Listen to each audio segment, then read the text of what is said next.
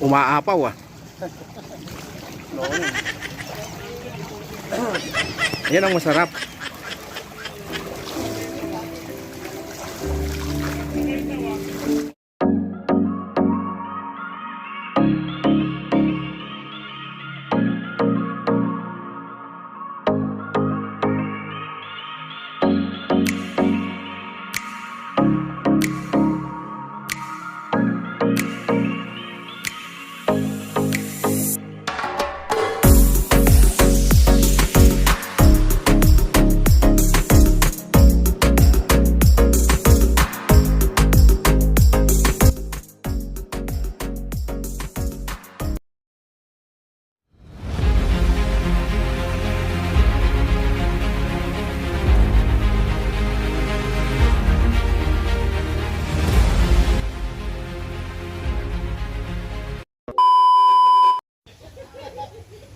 Ayan, pakita ko sa inyo yung mga ano dito, TP house.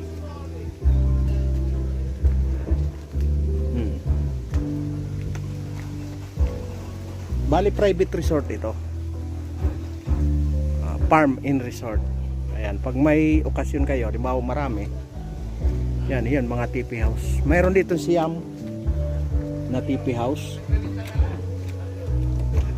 Ayan, dito sarado pala. Dito ayan, tambayan. Dito may tambayan. Ayan ang CR, dalawa. Tapos yun, yung Mama Mary dito sa ano.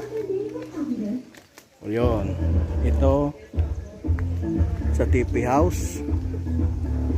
Ayun, magkakalayo siya. Ayan, pakita ko sa inyo. Ito, di ba? May kutson siya ito. Buksan ko. Walang kuryente. Walang kuryente. Yan, malaki siya. Hindi siya mainit dito kasi hindi naman talaga. Bundok talaga ito. Nasa ibabaw. Ibabaw ito ng bundok. Ayan, kung makikita nyo. Pag gusto nyong iakyat yung motor nyo, pag gusto nyo iakyat yung motor nyo, kasi ito na yan eh, doon kayo dadaan. Pag ayaw nyo iakyat, dito na lang, dito ang paradahan nyo. Yan, yan, dito. Ngayon pag iakyat nyo doon sa pinakataas, doon sa pinakataas sa may swimming pool, doon kayo dadaan, dito. Yan, papakita ko. Ito pa yung isa sa TP house.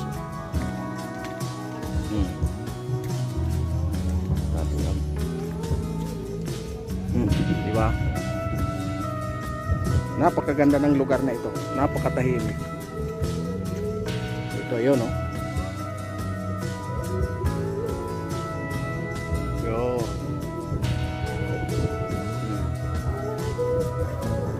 Dito. Diba? Nandito ako sa likod ng TP house yun. Pag ayaw nyong iakyat, doon kasi ang daan eh. Yan, daanan yan. Papunta yan doon. Pag ayaw nyong iakyat, pwede na dito yan, parada yung motor. Oh. Ayan, camping site din yan. Pag may mga dala kayong tent, pwede kayo dyan. Pwede kayo dyan, doon. Doon din, oh. Kaso lang doon, hindi na maganda ang view. Dito talaga maganda ang view kasi 360 yan. Oh. Kita nyo yung kabundukan. Kita nyo yung ano, oh. Kaso lang nasa baba kami. Yung sea of cloud. Most yung bundok yun. Ayan. Dito, pag mag-picture kayo dito. Ayan. Doon. Yun. Galing, di ba?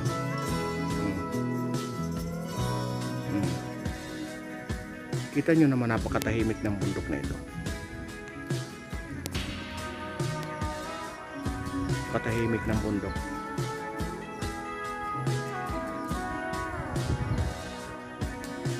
Ayun. Bababa tayo dito. Kasi pupunta tayo doon para makita nyo naman.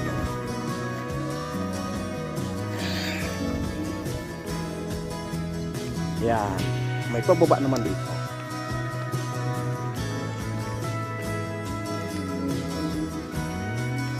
Meron pala ditong fish pan. Ngayon ko lang nakita. May fish pan. Tapos may ano rin doon. Pinakabudika. Ito malaking ano. Pag gustong magpalaro. Halimbawa team building dyan. Pag gusto nyo team building. Yan, may mga hagdan naman siya kaya hindi kayo mahirapan. Dito.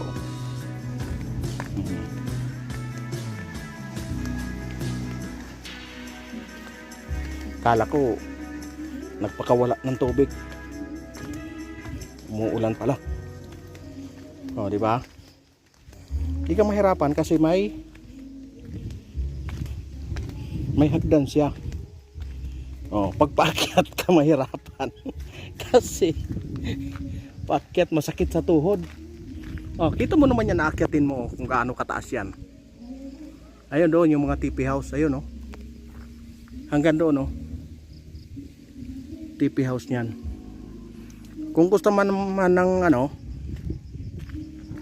mag-tent dito. Kita nyo naman yan oh. Napakaganda. May tubig dito oh. Ayan, tubig yan. Ito.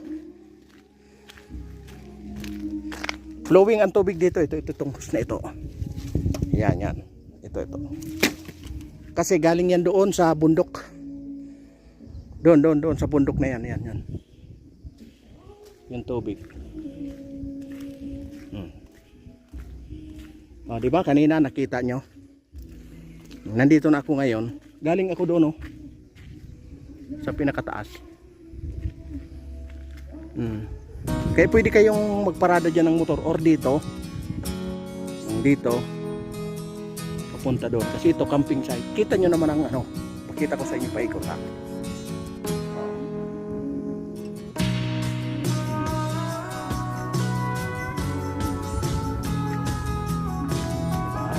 Ganda oh, napapaikutan ka ng bundok. Ayan.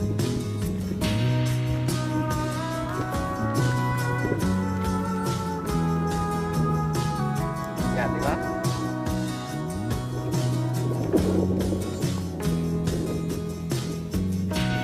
Kaso lang talagang dito na ako. Dito na tayo magpintuan. Dito sa taas.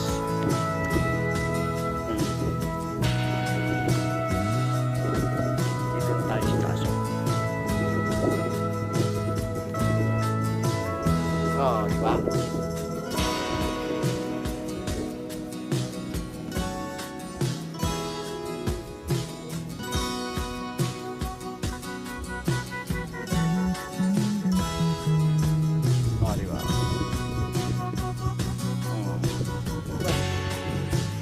Kita nyo naman ang view dito.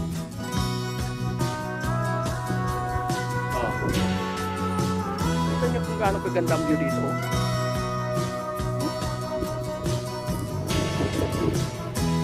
Grabe ang ganda.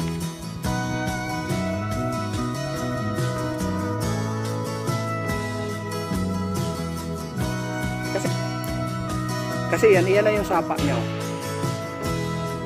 Yung ilog.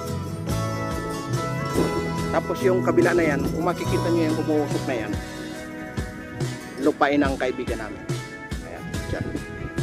Kaso nga lang, hindi kami makadiretso gawa ng yung kalsada, hindi pa simentado. Hindi pa simentado yung kalsada, kaya hindi kaya ng motor. Ayan, dala namin puro inmax. Kaya dito lang kami hanggang dito lang. Medyo hirap na kami kanina doon kasi dyan hindi pa simentado. Simula doon hindi pa simentado dyan. Sakto napakalakas ng ulan. Makikita mo papunta doon, tapos papunta doon yan. Mas materik na papagdating doon sa packet na mismo sa campsite. Pero simentado na yung paakyat, simentado na. Yung simula lang dyan hanggang doon hindi na simentado. Pero matigas naman yung lupa. Yun nga lang, medyo madulas kasi nilagyan ng nilagyan ng graba.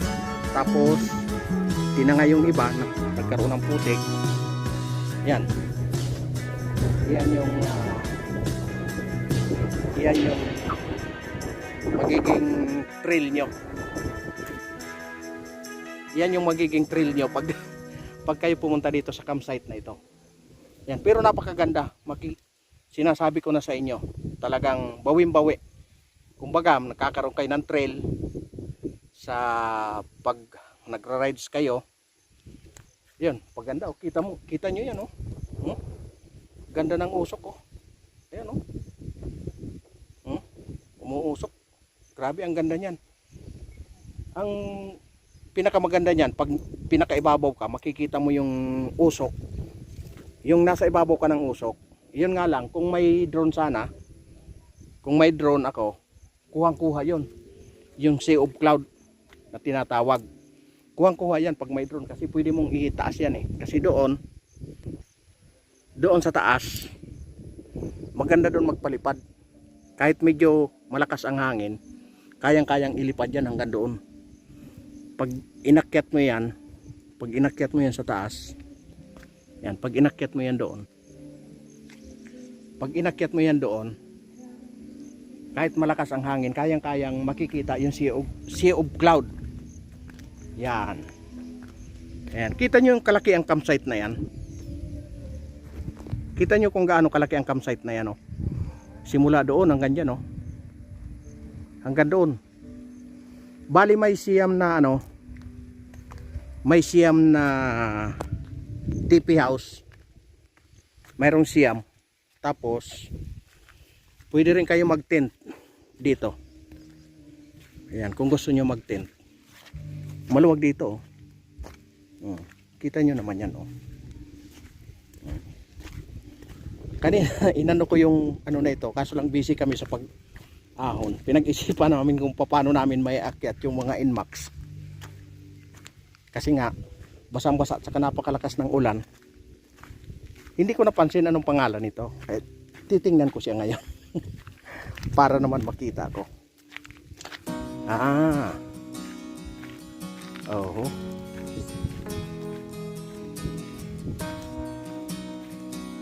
Garden of Mary pala. Okay.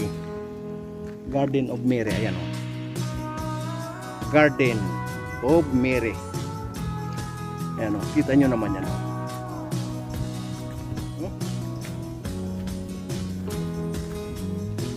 360 degree. Napakaganda.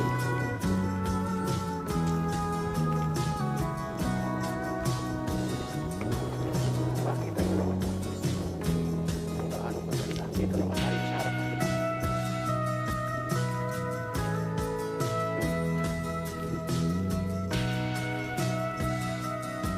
Diba? Tapos doon, yun naman yung pinaka nakatingin talaga doon kung saan. Diba? Ibig sabihin kung kayo panatiko, bawa katoliko kayo, panatiko kayo, parang maano yung utak nyo na safe kayo kasi nandyan nakabantay. Tapos doon kayo, yan, doon sa taas ng pinaka campsite, nakabantay sa inyo, diba? Ganon, ito. Alam nyo, magbalik-balik lang kayo dito, may exercise pa kayo kasi napakatarik ko ng hagdan. Doon paakyat, diba? Kita mo naman aakyatin na yan, oh. So, ngayon dito naman, diba aakyatin mo yan doon. Ayun yung hagdan na yan, yung ano. Diba? Alright.